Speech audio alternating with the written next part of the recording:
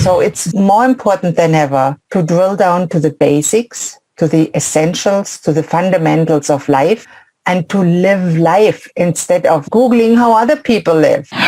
Welcome to the My Future Business Show, where we get you in front of your best audience and keep you there. Not only are we interviewing the biggest names in business to help you become even more successful, we're inviting you to book your spot on the show to help you grow your business. So at the end of the call, make sure you fill in the interview application form at myfuturebusiness.com/interviews. Hi, it's Rick Nuske here, host of the My Future Business Show. I hope you're doing fantastically well today. Do I have somebody very special lined up for you today? I'm on the line with the wonderful Dr. Christine Sauer. Welcome to the show, Doctor.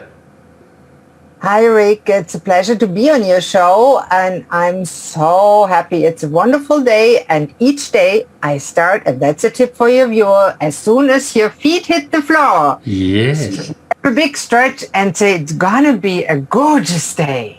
Yeah, that's fantastic. I love that sort of attitude. Now, for everybody, just a bit of context, Christine, is that we're going to be talking about how business owners, entrepreneurs and professionals, in fact, all of us, can feel better, get healthier and work smarter by optimizing our brains in 5 dimensions and by utilizing neuroscience tools and techniques. Now, before we do all that, that's quite a mouthful, let me tell you.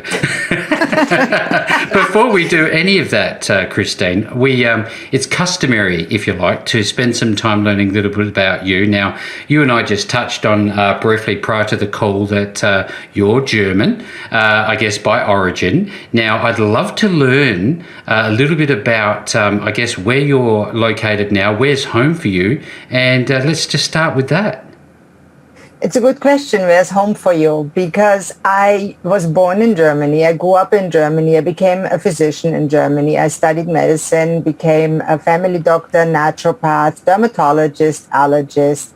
Had a very successful practice as a family doctor with my ex-husband. Had a very successful practice as a dermatologist, allergist, phlebologist, did surgeries, did everything. It was fun. It was great. It was rewarding. I had all the answers for my clients and they paid me handsomely. Fine. Sounds like a good plan. But one day my back gave out and it was so bad I had to spend time in the hospital. 4 weeks. I was flat on my back. Couldn't even go to the washroom. That was not bad enough. I got better, got out, started working again. Next slip. It wasn't supposed to be. So that time I gave up, sold my practice. Then my ex-husband committed suicide. What a time that was. I was left depressed because I lost my profession, my reason for being. I lost myself. I didn't know who I was anymore. I lost my ex-husband, and I had 2 teenage sons that didn't know what to do with themselves. They were spoiled rotten, of course. So, and I had immigration papers to Canada. What a time that was. Wow. So I said, what the heck? Let's go to Canada. What can get worse? Actually, it was the best decision of my life to come to Halifax.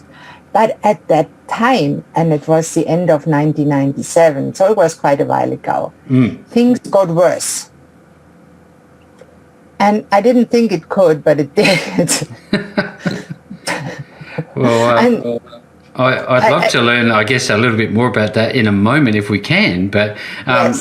Could we maybe step back a little bit when you were growing up? Because I always really love to learn, I guess, the genesis of people's paths through lives and yours into medicine. But stepping well back in time, like many of us, I'm wondering, what was it like for you growing up? And where did you grow up? And do you have any fond memories of that time? Absolutely. I grew up in Ulm in Germany, a small suburb actually of Ulm, and my parents were scientists. So my father was a physicist, and my mother, she's still alive, God love her, she was a chemist and a teacher. So I come from an old teacher's family. That's probably why I like teaching so much. And growing up, we were always encouraged to ask questions and get answers. So I remember one day, and that is a very fond memory, we have 2 two very fond ones. It was a heavy thunderstorm. We had lots of them. And out of our living room window, a little brick house, an older house, we could look over a valley. And across of us was the sky with the flashes just coming down. And my father said, when you see the flash, start counting. Every time you count 3 seconds, the flash, the thunder, to the thunder, count the seconds until from the flash to the thunder, Yep. and that will be the distance that the flash was away from your location. So that was the introduction in physics to the Yes. speed of sound. Very simple way to learn the importance of physics and science and math in life. It's not abstract science. No. You want to know how far the thunderstorm is away from you. Yeah, that's amazing. I love how he's simplified it, and that's just, I guess, a part that makes a big difference, doesn't it? Early on, because if it's made overly complex for the young mind, it could possibly put you off. Would you agree with that?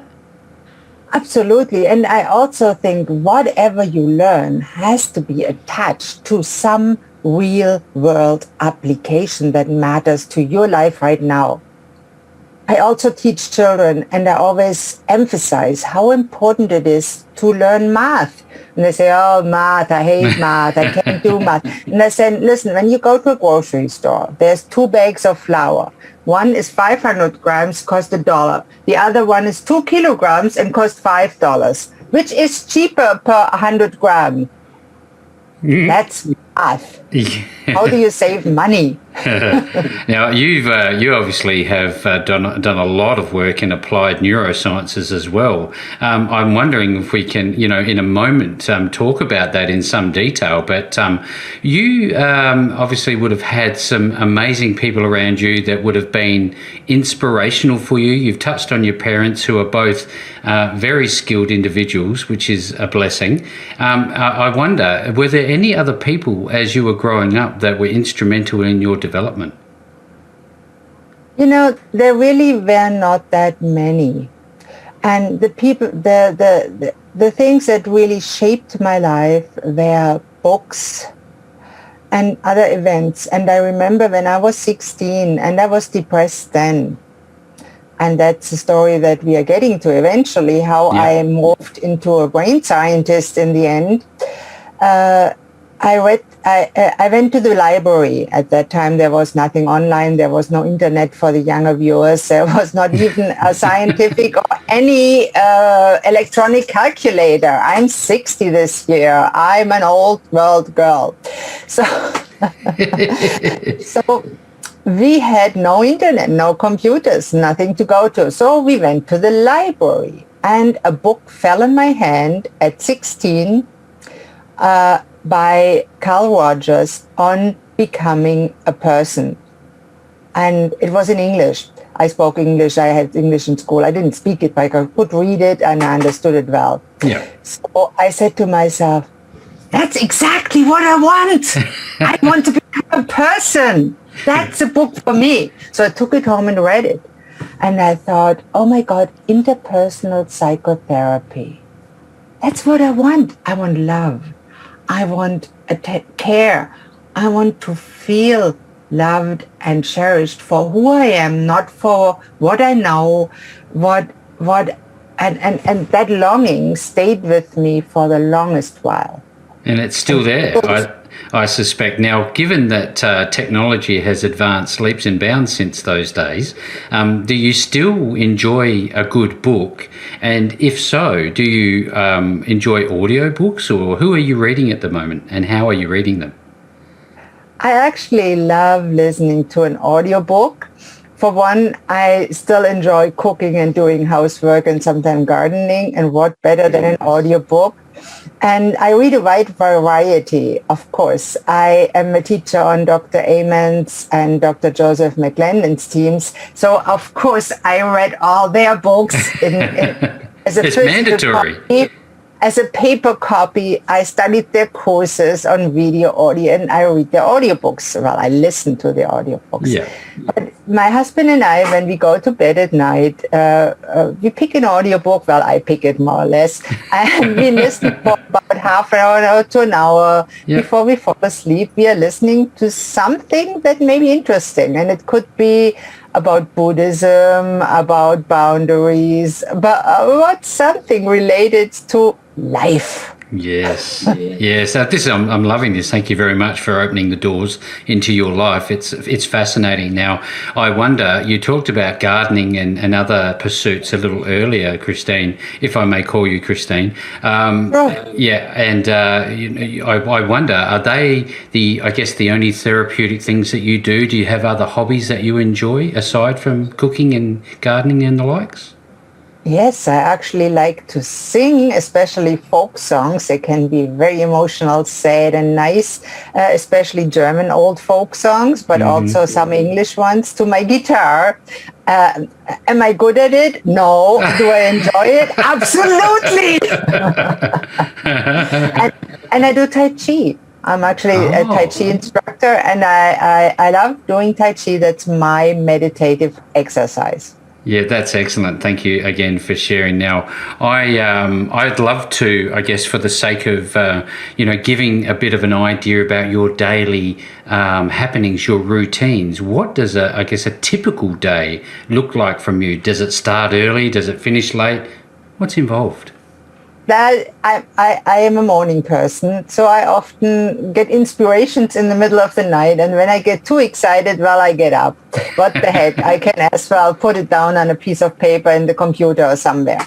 And most of the time I get up between 5 and 6 a.m. That's my time. Yep. And then I start the day. We're just sitting down, and I'm so antithetical. I don't do what most gurus recommend. Don't check your email, blah, blah, blah, blah. No, I do exactly that. I check my emails. I love it. I check, did I get any messages? What is my team telling me? Because I just hired some virtual assistants, so they work overseas. So what are they saying? And then I go to my calendar. What am I doing today? Oh, I have that great interview with Rick Nusky. Oh, awesome. I'm looking forward to that. And so I really look forward to experiencing another day. And then I go and make myself a nice cup of coffee. I know some brain health gurus say don't drink coffee. It reduces blood flow. It's true, but it also increases other things. Yes. And it is our addictive substance. It shaped the modern civilization. I read a fascinating audiobook about caffeine. It's not dull. Well, I know there's one thing about you that is true and certain, and anyone can see it, is that you love life. You don't just live it, you love it. And there's a lot to learn about life that a lot of people simply don't understand. Now, I'd love to, again, for the sake of context, Christine, is to elaborate on your professional background, just so people understand exactly what you do, because it's a very deep topic for those who have never been introduced to it. Yeah, that's true. And I think it's important to understand that I'm not just a physician top down. But after I came to Halifax, I had a very dark and bad time. I was so depressed, I nearly committed suicide. And I share the story on my website in 5 minutes. It's a very short compilation. Yeah. And it was so bad that I ended up in a mental hospital for 4 weeks. That was the lowest point a physician or most people imagine people can go. I was literally in the loony bin. And at some point, because I tried to commit suicide in the hospital again, they punished me by putting me what they call the QT room, quiet room, which means there's a mattress, a hole in the floor. That's it. And the doors are locked. Wow.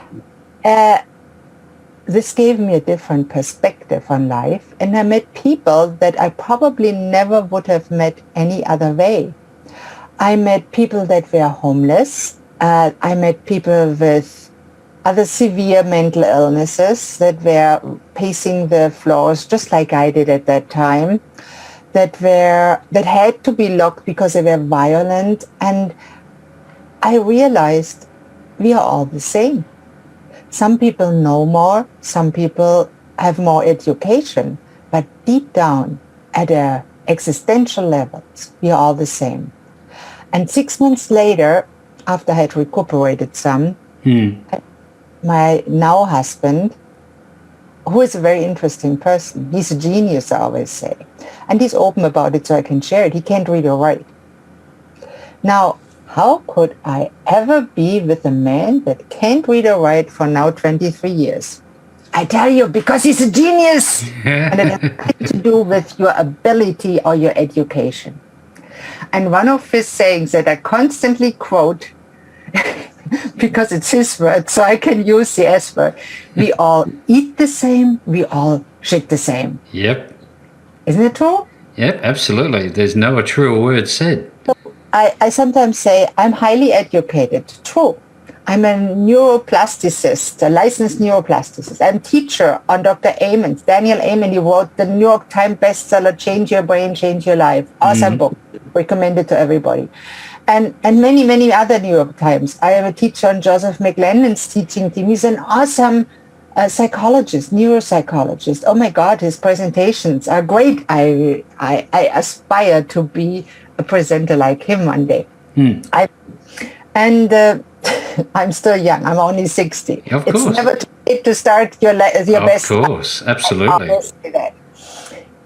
When I was in a day hospital in group psychotherapy, there was an 83-year-old lady, and she started over. So it's never too late. What do they say? As long as you've got 2 feet and a heartbeat, you can't complain. You've got time. You lost the time if you're on your deathbed. Before that, you always have now, this day. Yeah. It reminds me of the author Eckhart Tolle when you say the power of now, doesn't it? Do you resonate with that sort of message with him? Yeah, absolutely. I read Eckhart Tolle. And I also think it's all the same, whether it's meditation, it's prayer. What does Paul say in the New Testament? Pray without cessation. Now, what's that different from being in the now? Or meditating, or being present, or mindfulness? It's the same. We can say it with ancient terms or with modern terms. It's all the same. Now, Christine, with your work as a neuroscientist, now how have you meshed this together with your past that you've just talked about, which was clearly almost tangential to your direction in life, your professional life? How did that come about that you meshed the two together? It took a while, and I thought, how can I fulfill my purpose in life, which is being an authentic, true human being, and second, helping people to live their best life, reach their goals, feel happier, whatever success means to them. So I contemplated that for a while, and I say, well, from my story, I know what it takes to get better and achieve this because I've done it. Yeah. So how can I convey that to others in a way that regular people can understand it? Because what modern neuroscience is very complex, complicated, and it's getting worse every day. And everybody is suffering nowadays from information overload. Oh, yeah. And you know that the email inboxes are overflowing. You go on Google, you get 3,576,764 or so answers. Yeah. Do you read them all? No, nobody does. We are living in an information overload and in a distraction time. So it's more important than ever to drill down to the basics, to the essentials, to the fundamentals of life, and to live life instead of delegating it to others and living your life on a social media or living your life vicariously by Googling how other people live. Yes. And that applies to you too, that's listening there, because, hey, you have your life. How do you want to live it? What do you want to be able to say when you're on your deathbed looking back on your life? Will you have regrets? I talked to many people that were dying. And nobody told me, I wish I'd worked more. I wish I'd spent more time on Facebook. That's true, isn't it? Yeah. People say, I wish I had spent more time with those I love. I wish I had taken the risk to do what I really wanted to do in life instead of doing what I thought I should do and pleasing other people.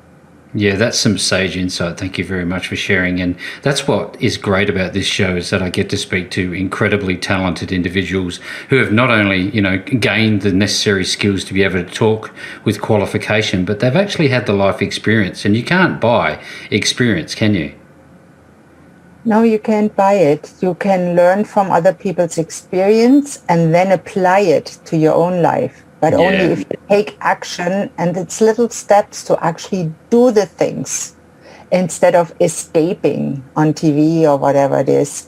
And I am the co-author actually of an awesome book where 29 women, including myself, share their stories, how they overcame adversity, sometimes suicide of a loved one or severe abuse. And the book is called Invisible No More, Invincible No Forevermore. And it is an amazing book. It is now for over 2 weeks a #1 Amazon bestseller, an international Amazon bestseller. And with a reason, it is a really valuable book. And I'm proud to be part of that. Now, I know that you have been involved either directly or indirectly or both in a number of other books. Could you maybe introduce those for us on a cursory level? Of course. And when you Google my name on Amazon, you'll find them all. But I wrote a nice little book for my clients, actually, but everybody can get it. I called it Eating for Vibrant Health and Explosive Energy, because everybody asks me, what should I eat? I can't afford what's ideal. Everybody says I should eat only organic and grass-fed food. It's not available where I live. So I thought, what can I do? So I made a book, and it's 3 categories where I classify the food in: what's ideal to eat, what is acceptable to eat if you can't get or afford what's ideal, and what is really better, what you should avoid. And I included a little chapter about food allergies and sensitivities. Of course, as an allergist, I know a little bit about it. Just a little bit. And my favorite recipes, like the awesome black bean brownies. And I worry about that. I made them for my husband, and I said, "Here, have some brownies." I didn't tell him they were black bean brownies. Ate them and he loved them. Yes. Did you know there's no flour in it? It's all black beans. Really, he said. They were good. They were good. I'll have some more of those. Make sure you make some more. Now, I know that you have some speaking engagements. How is that going at the moment? You're doing many of those? I'm doing many of those. Right now, I'm a little pushing back because my dear mother in Germany is not well. So I have to go to Germany, but I was supposed to speak in Toronto in person again on the 6th of October. I'm not sure if I can do it because of involvement, of course, in Germany with my mother. But if not, I'll be speaking next year, and I'm on video all over the internet. Yeah, it's wonderful technology, isn't it? Yeah, and I will be live on stage, hopefully when COVID allows, and the government next year. Yes. How do you find speaking? Is it something that comes naturally for you to get up in front of big crowds? Yeah, I'm no longer nervous because stage fright is worse than death for some people. Oh yeah. In my earlier years, when I was a teenager, I had terrible speech. I remember in 10th grade, I was called to the blackboard by my teacher to explain some concept in physics. I knew all about the concept. I went to the blackboard and froze. I couldn't say a word. I couldn't say a word. Oh my God. I turned red, and the teacher said, "Oh, well, just sit down." And I thought, I've blown it. I've blown it. So I just want to tell everybody that maybe is in that position. People can change. And just because someone of authority told you it's impossible does not mean it's true. Does not mean it's true. Labeled, to be honest, I've been labeled with major depression, schizoaffective disorder, avoidant and dependent personality disorder. That was a long time ago. I don't think I have any of them anymore. I'm not needing any medications anymore. People can change.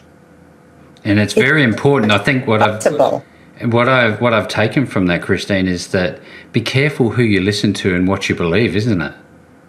Yeah, and I think it's a Buddha quote that he said, don't believe anything, not even when I say it. Only believe anything if it resonates with your inner being. Something like that. I understand. And you know the Henry Ford quote that I also often quote, where he says, whether you believe it's possible or not, you're right. Yeah, no, that's great. Again, sage insight. Now, earlier at the opening of the call, Christine, we talked about our brain's 5 dimensions and how we can utilize neuroscience tools and techniques. I'm wondering if you can tell us about these 5 dimensions and what that's all about. Yeah, the 5 dimensions that really determine our life are the physical dimension, how our body works and how we optimize it. That includes nutrition, supplementation, exercise, all those things that involve our body. Yep. Then we have the mental dimension. The mental dimension, of course, involves thought patterns, emotions, and the spiritual dimension. And I don't just mean religion. There's the universe, there's the energetic piece, and there's passion, purpose, and the spiritual energy that we need. Then there's the social dimensions. As human beings, we are social people. We need relationships. We are in constant relationships with ourselves and with others. Mm-hmm. Fifth dimension is a financial dimension. If somebody has no money at all, they can't be happy and have a good life. So people need money to live. And that's where the entrepreneurship part comes in. And many of our listeners are entrepreneurs. So I don't teach you how to be an entrepreneur. That's not where I'm an expert in. I know who does a really good job at it. There's a few people that I learned from. But it is important to address the financial dimension because it is important to have enough money to live at least a comfortable lifestyle. Yeah. And if you go so far in debt that you go bankrupt, like I did, it impacts your happiness. Definitely. It's hard to get out of it. And it is important to manage your money wisely. So anybody can make bad decisions and end up either in the loony bin, in the bankruptcy court, or wherever, or in jail. Yeah. But each of these individuals has the potential, and often we need help to get out of them. And it involves all 5 dimensions of our brain health, mental health, generally of our being to do so. We see a lot of abuse nowadays, substance abuse, escapism. It's a real tragedy for many different elements of society, young and old, and everybody in between. I wonder, from an intake perspective, you also see, I guess to a lesser degree, a dependence almost on these supplements and drinks that claim to give you more energy and make you more alert. What do you think about those types of things, and should we be focusing on pure H2O? Now, I think dependence on anything is not helpful. Whether it's other human beings, substances, certain thought patterns, certain foods, whatever. Yeah. Because many people, and I love David Hawkins, letting go. And Buddha said, you have to remove the attachment to things and people. And it's important for happiness to have some level of detachment. As humans, we can completely detach, only when we're dead. But before, we have to be able to reflect on it and say, am I so attached to the right way of eating that when I see something that others want to eat, I put them down, I have to belittle them and say, hey, You can't even control yourself. You're eating chocolate like nothing. Look at your body, how fat you are. Now, that's an example where somebody is so attached maybe to their own beauty, to their own outside, that they can't see that it is more important to show love and kindness to others than judgment. Yes, absolutely, and you see that everywhere. It's an amazingly deep topic, and I've been looking through all of your content, and I could spend many hours going through it. I've really just scratched the surface. Now, I'm wondering if you can tell us a little bit about your two websites and how they are different. Yeah, my main website is docchristine.com, my personal website, docchristine.com. And my other websites, of course, are linked. Then I have the website where I promote and host the Brain and Success program. And of course, it's called brainandsuccess.com. And I have some beautiful free training there and I have a free course that you also can consume. It's actually about the 9 choices you have to make to live your best life. And you'll see it when you go to brainandsuccess.com and click on the courses tab, and there's a free course, and I can only say enjoy. It's short videos, it's easy to consume, it's fun, and if you like it, look at the training too. It's from the homepage, it's linked from the homepage, and I'll explain exactly what I mean with my system, what I'm doing with my system, and if you feel like it, there's a button on top. It says book a time. And when you do that, we have a meeting from brain to brain, and we'll talk about your situation and how you can improve your situation. And if you want to, you can work with me. If not, it's completely fine. I'm not a pressuring sales person. That's not who I am. And I'm with the concept of sales. I'm not doing sales. I like people. I like to help them. If I can help them by working with them, fine. And if not, I'll try my best to help them in the little time that we have together anyway. Yes, I can definitely see that is your entire focus is on the human condition and helping people live their best life, not just a better life, the best life that you can possibly help them live. Now, you will find Christine and all of her wonderful work again at brainandsuccess.com along with docchristine.com. I'll be making sure that the links back to Christine and all of this wonderful content is available to you. Now, just before we go any further, I'd love to talk a little bit more about what you can find in Doc Christine. I know that you have your own show, your own podcast. Tell us a little bit about that. I have a podcast and video show. I call it Your Quality of Life, Healthy Alternatives, and it's on all major platforms. Of course, it's in my blog part, the better ones. I always put on a website, on my website with the video and the audio version and some chapter topics, because it's so interesting to talk with different experts on topics. I just talked about precision medicine. What awesome. The future of medicine, computerized AI. But what about the data security? Interesting topic. Yeah, I can tell. I've had a look at some of the content there, and it's just fascinating to say for sure and certain. Now, again, if you're on today's call and you're wondering how you can live your best life and you want to start actively working on, I guess, your mindset and the way you go about life in all aspects of your life, from your daily routines, your diet, your intake, your mindset, and the likes, you need to reach out to Dr. Sauer. And for you to do that, I'll be making sure that all of the links are clickable below this post. No matter where you find this call, you will find links back to Dr. Sauer. And with all that being said, thank you so very much, Christine, for spending some time with me on the My Future Business show today. Thank you, Rick. Thanks for joining us today. If you enjoyed the call, then make sure to subscribe, leave a comment, share us with your friends, and book your spot on the show at myfuturebusiness.com/interviews. And if you're looking for solutions that will help grow your business, then visit myfuturebusiness.com/shop.